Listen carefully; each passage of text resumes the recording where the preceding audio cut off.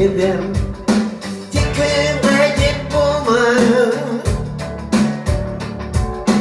Eşenizde ıl hayaldamaydım ya Kabul etkenliğe şunu var Eşenizde ıl hayaldamaydım ya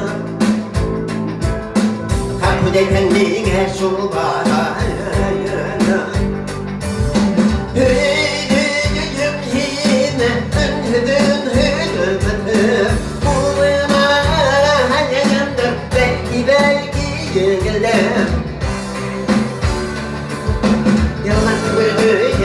Yaranarak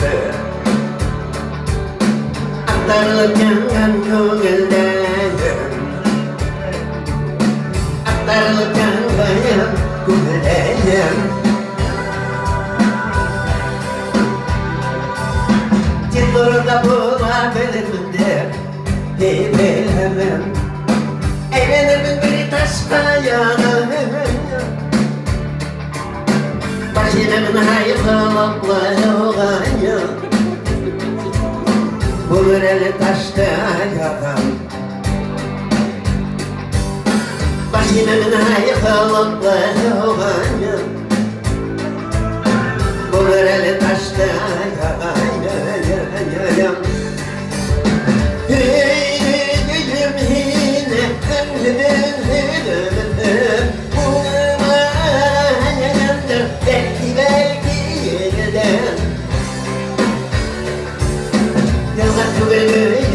Yaranarak aktarılırken gönülden aktarılırken gönülden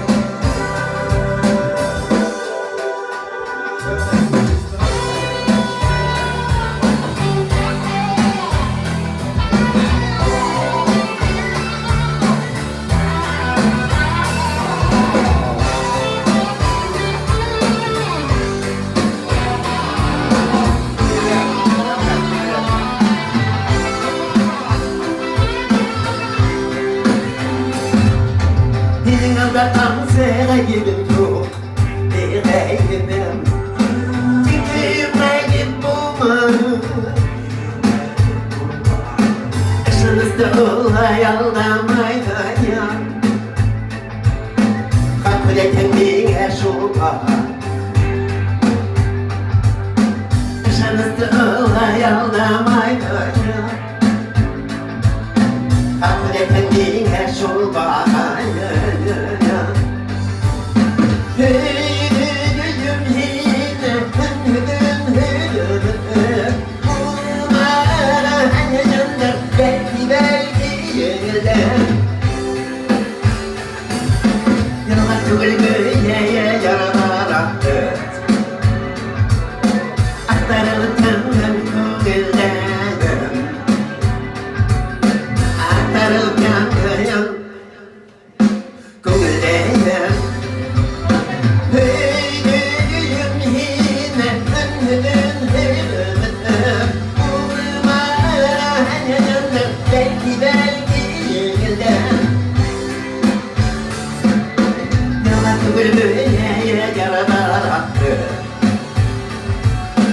Aktarılırken gönülden aktarılırken gönülden